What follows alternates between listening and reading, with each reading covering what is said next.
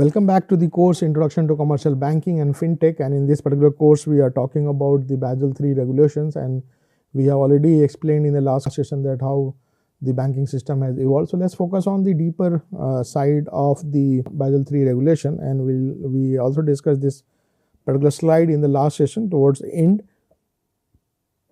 So let's focus on the capital adequacy ratio.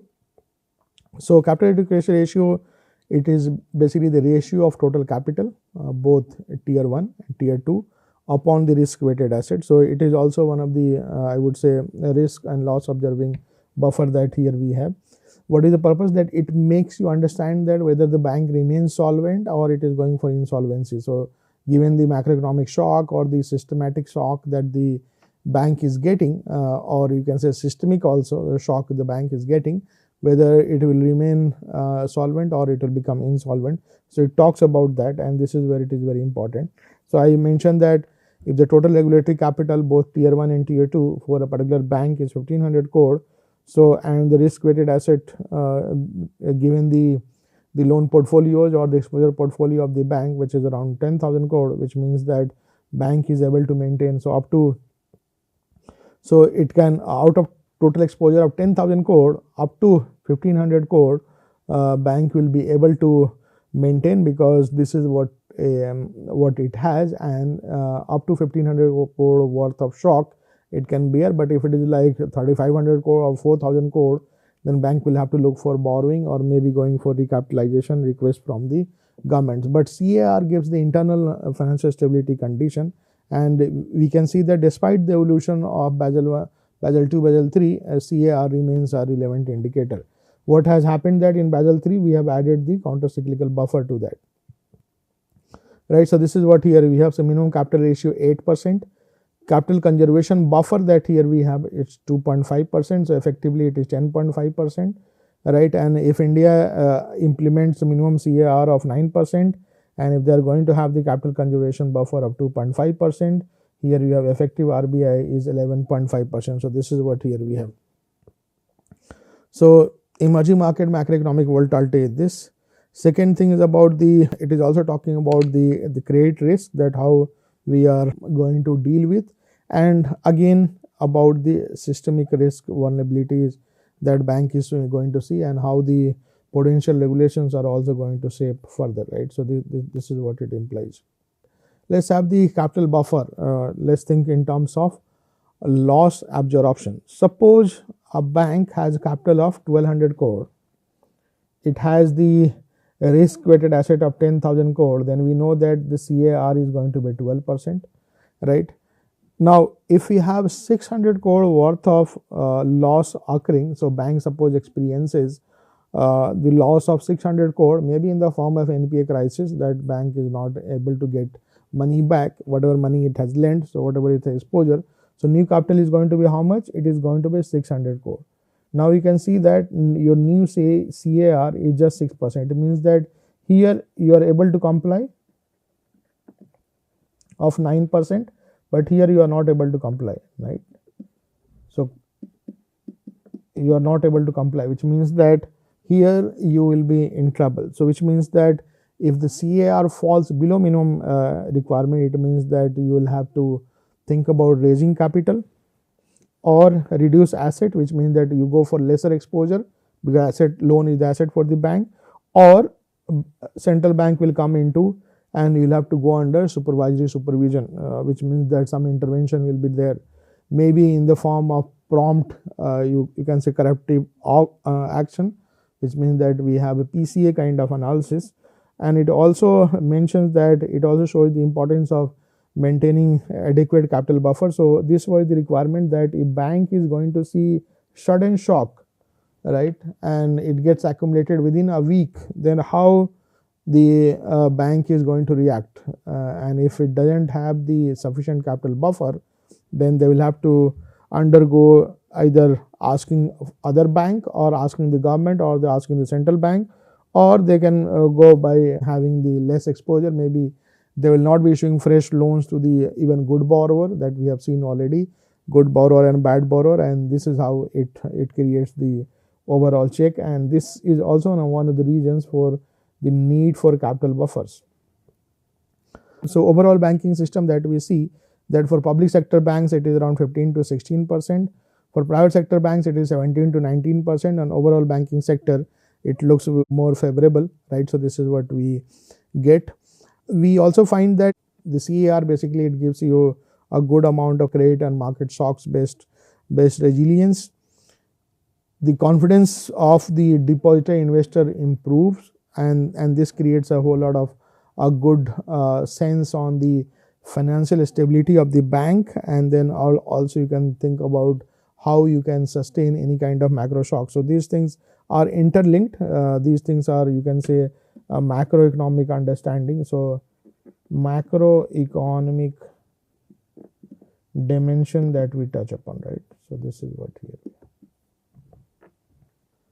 Now let's think about how Basel III, that we have going concern to gone concern. So common equity tier 1, it is the going concern that we have already seen. So total capital in the case of the Basel III in terms of the loss absorbing capacity that we have, it goes by tier 1, tier 2. So tier 1 we know that it includes common shares that the bank has, retained earnings if it has not declared any dividend, disclosed reserves if they have whatever amount they have, and net of goodwill deductions, so goodwill, deferred tax, etc.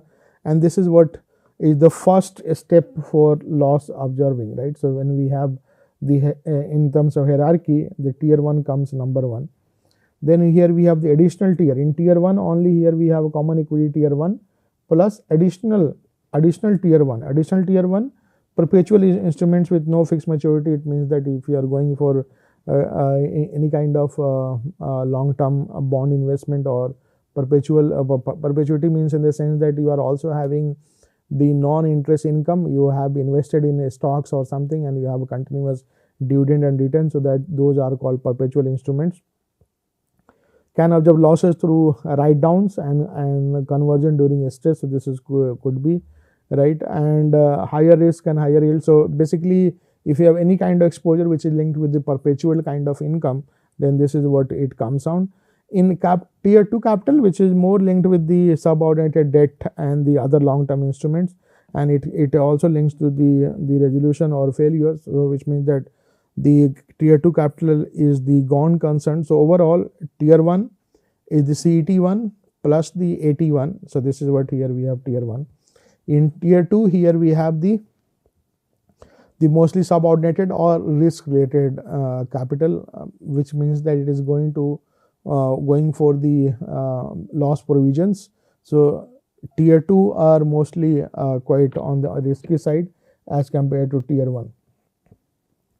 So under Basel III, how regulatory capital absorbs losses, which means that how it can be considered. So here we have the loss absorption order. So if you have like bank experiencing a huge losses, then how it will deploy the capital. So first deployment will be in the form of common equity tier 1. So this is what here we have, the common equity tier 1.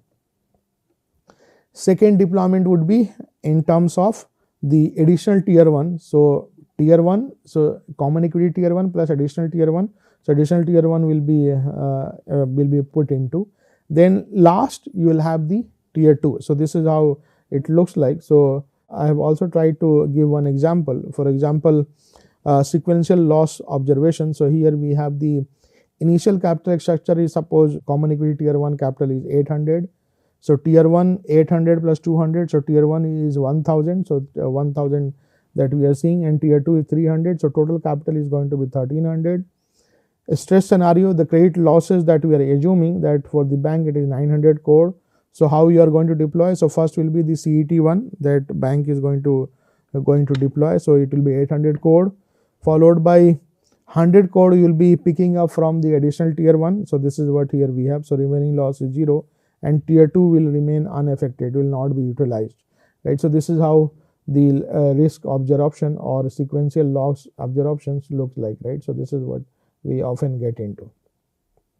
Suppose we have again the CET1 500 crore and additional tier 1 is 200 crore and tier 2 is 300 crore, and loss shock we are assuming 700 crore. So you can see that first 500 to 700 it has gone already. So tier 2 will remain untouched, and additional tier 1 basically protects the depositors and senior creditors, because this is what it looks like in terms of perpetuity and other things. But if you are thinking about how a bank manages the risk when they see a bank run kind of scenario, so this is how the order looks like. So this is where it is very, very important to highlight. Now here we have the input and required Basel ratio. So for example, if I have to calculate under the Basel III norms that how, so if we have the CET 700 code, AT 1 is 100 code, and tier 2 is 200 code, and risk weighted asset is suppose 8000 code, and total exposure is suppose 18,000 crore, then how do we calculate the major ratios? So the common equity tier 1, it is going to be 700 upon 8,000. Then tier 1 ratio, it is going to be CET1 plus 81 upon RWA. Total capital ratio, because it is tier 1, so this is what here we have at tier 1. So here we have a tier 1, and this is what here we have tier 2. And leverage ratio is how much? What we have the CET1 plus 81 upon the total exposure. So this is what it also tells about. So this is how we get. So if I have to calculate this, so here we go for CET1, so it is coming out to be 8.75. Tier 1 capital, we know that CET1 plus 81 is the tier 1 capital, so it is going to be 800. So tier 1 ratio total is going to be how much? So though common equity tier 1 is 8.75, but then we have 8100, so this adds to 10%, right? So this is what we have here. So total capital, if I have to calculate, so CET1 plus 81 plus tier 2, so it is going to be 700 plus 100 plus 200, so 1000 that here we have. And total capital ratio is how much? It is going to be 12.5%, which means that if you are having the exposure of 18,000 crore, then you have a total exposure of 12.5% of 8,000 crore, and this is what it implies, that you can go for that kind of risk weighted asset scenarios, right? So this is how it helps understand. And if I have to calculate the leverage ratio, so tier 1 capital is nothing but CET1 plus 81, right? So it is coming out to be 800, 700 plus 100, here we get 700 plus 100, so 800, and this is the total exposure. So if you calculate that, so your leverage is going to be 4.4%. So given your total exposure, how much you have the common equity tier 1 to absorb, so tier 1 capital plus the additional tier 1 that here we have. So bank has tier 1 capital of equal to 4.4% of total exposure, which means that up to 4.4% or maybe 4.5% of the total exposure, if there is a shock arising, then it can bear the risk.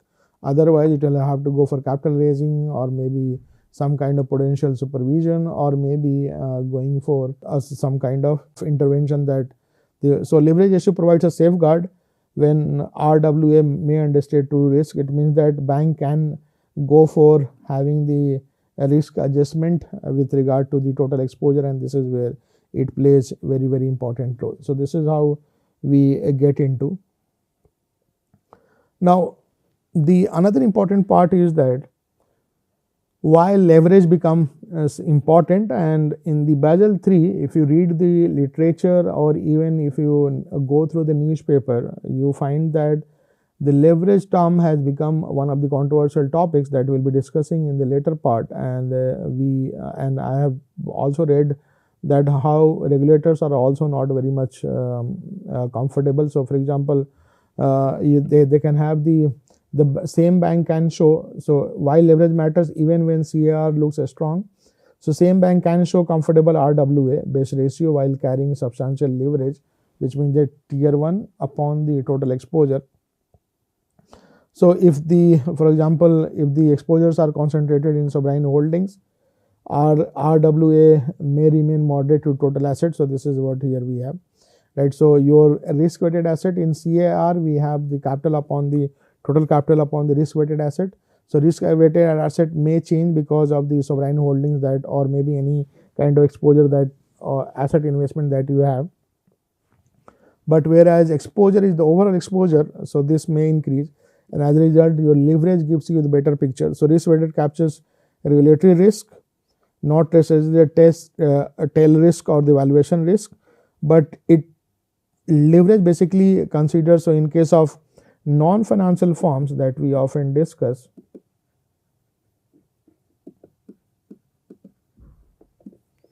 so in non-financial firms the leverage is debt upon equity, right.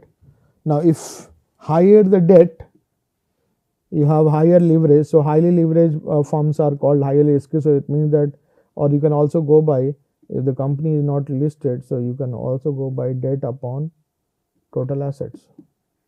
So total debt, let me just write it down here. So here we have the leverage,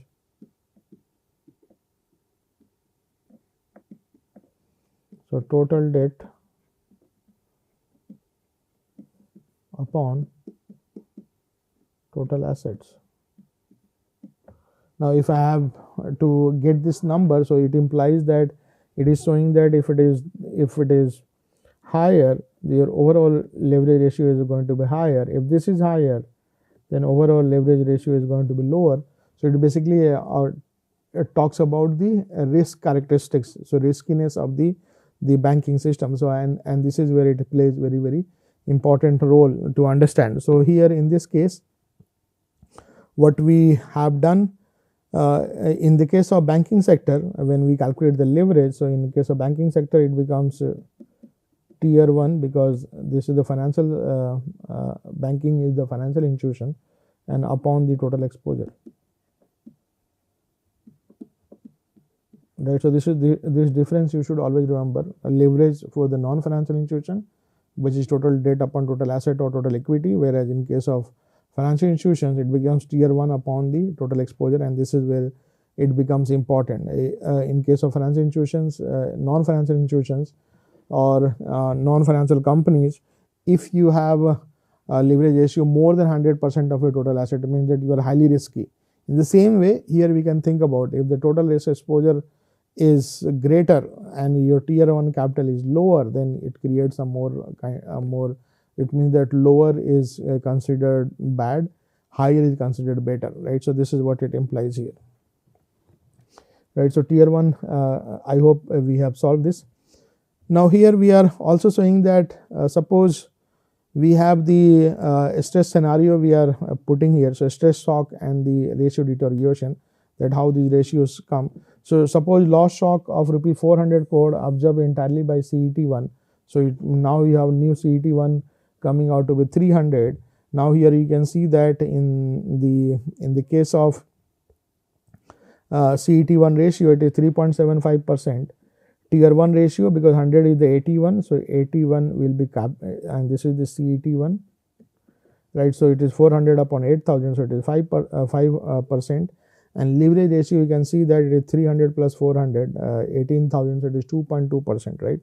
So which means that if the bank is having the 400 crore of immediate loss, then of course it will be absorbed by the common equity tier 1, because it is a small amount which they already have the 700 crore of tier 1, and we know the deployment of waterfall that we discussed, which means that with this deterioration of capital, bank is also going to see the fall in the regulatory ratios, and even the leverage ratio is going to also fall, and this is where it becomes important. So earlier in the previous case, we were able to see that it was a 4.4%, right.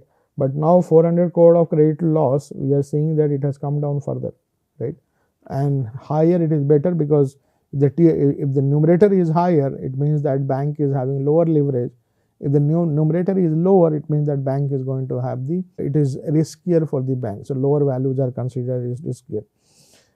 So leverage ratio can deteriorate rapidly, signaling vulnerability even before risk weights, and this is what we often imply. So this is what we get here. We are now going to touch upon an important topic, which is about why Basel III were introduced and why leverage ratio became part of the Basel III. So as I mentioned that global financial crisis paved the way for introducing different types of capital ratios, and especially the strong ones for the banking sector given the risk weighted assets. So under Basel II, the capital ratio depended mostly on the risk weights, which were mostly model based.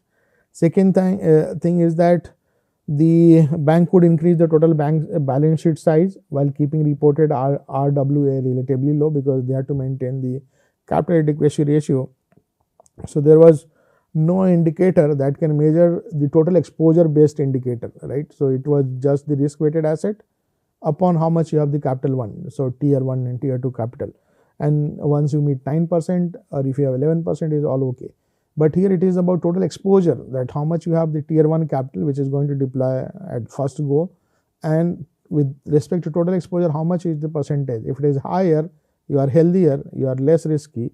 If it is lower, then you are more riskier, and this is where the Basel II was silent on this. A structured product and sovereign exposures often carried low regulatory risk weights. For example, if the banks are getting a lot of incentives, or even if the government is incentivizing banks to invest in those kind of derivative based products, then it may create trouble later, and there will not be any kind of cushion for the bank if they are going to experience any loss, which means that outside the banks looked well capitalized, but when they experienced the shock, it became big, unbearable, and it also turned into some kind of systemic risk. There are two arguments for this. One is that leverage ratio, it is simple, transparent, and it is less likely that a bank can be able to manipulate, because it is just the tier 1 upon the total exposure. It also provides the protection against the what we have seen in case of Basel II. Then it also have the balance sheet expansion kind of, that how much we have the tier 1 capital. So this if you are increasing the tier 1 capital, then you don't have to worry about expansion of your loan assets, because if the tier 1 increasing sufficiently, then you can go for having higher exposure. And it also having the robust macro level safeguard to take. But the demerit of this is that it has been criticized for having a low risk and differentiation between the low risk and the high risk asset. And it also shows that if we are focusing more on the denominator, right, on the exposure, then bank may be they may become risk averse, and they may be choosing more government oriented assets than this, and may conflict risk sensitive capital regulation. So this is also one of the important dimensions that I touched upon. So suppose how this can be manipulated. So here we have, suppose how leverage can be hidden under RW framework. So here it's, so consider two banks with identical tier 1 capital of rupees 500 crore.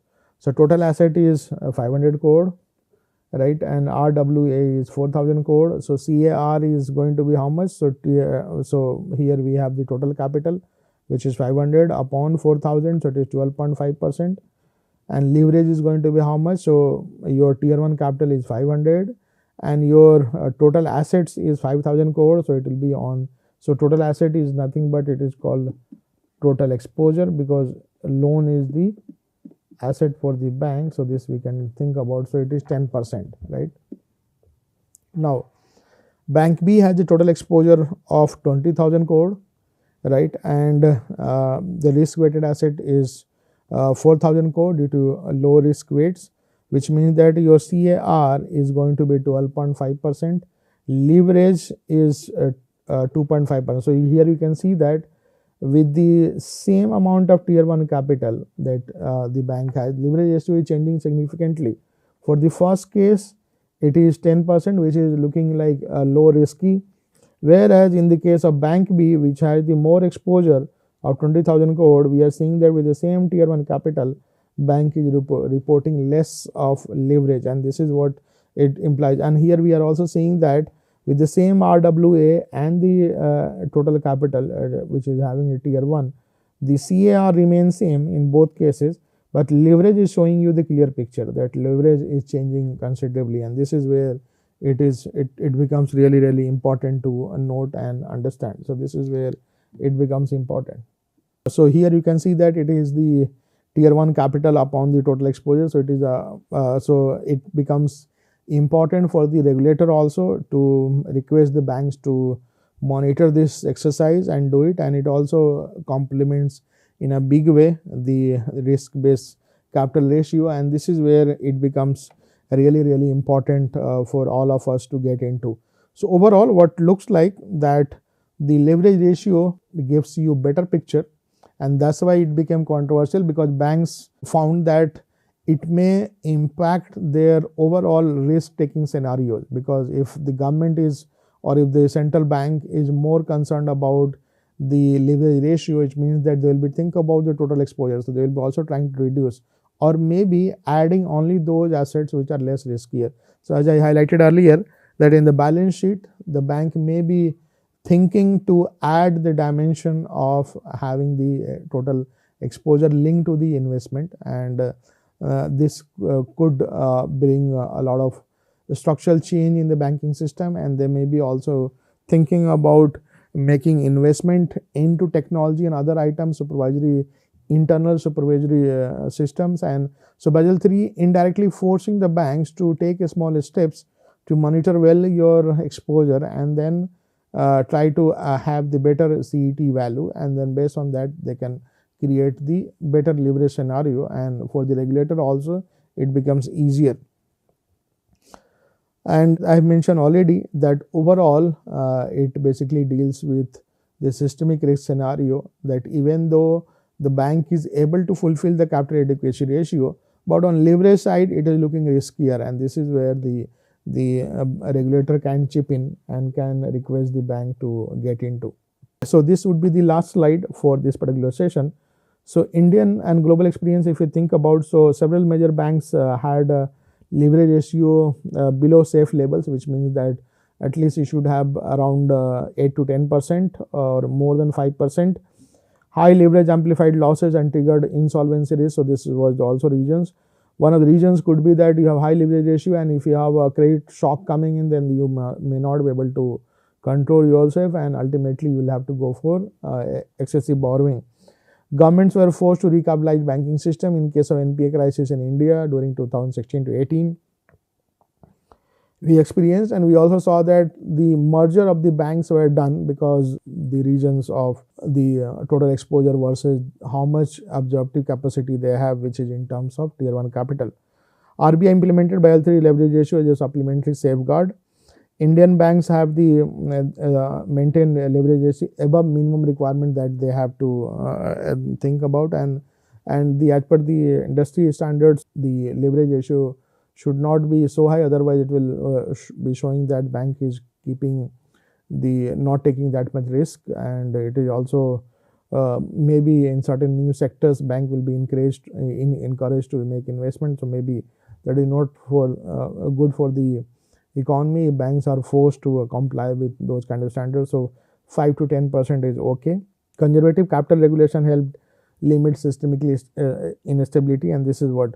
So leverage ratio complements RWA, right, risk weighted capital, and strengthens the overall financial stability. So with this, I hope in this particular session that we discuss different dimensions of the Basel III, and we touched upon how CAR, risk weighted asset, the common equity tier 1, additional tier 1 capital, tier 2 capital, and the waterfall situations, how banks have to deploy. In Basel III, the leverage ratio has become important topic, and this is what we discussed, that how it plays very important role, and it has better revealing pattern than the CAR. With this, I am stopping it here. I appreciate your attention. Thank you so much.